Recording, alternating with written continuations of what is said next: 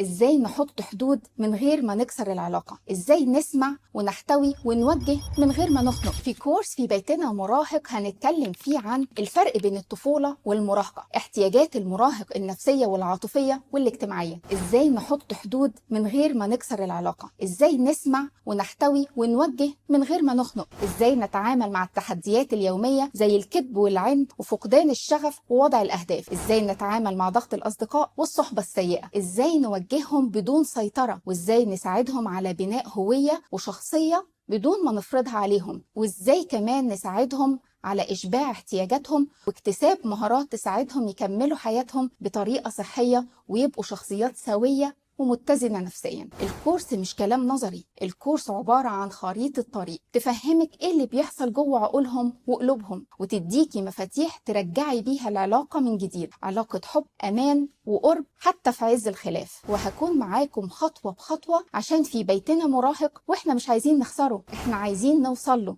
من الخناق للاتفاق.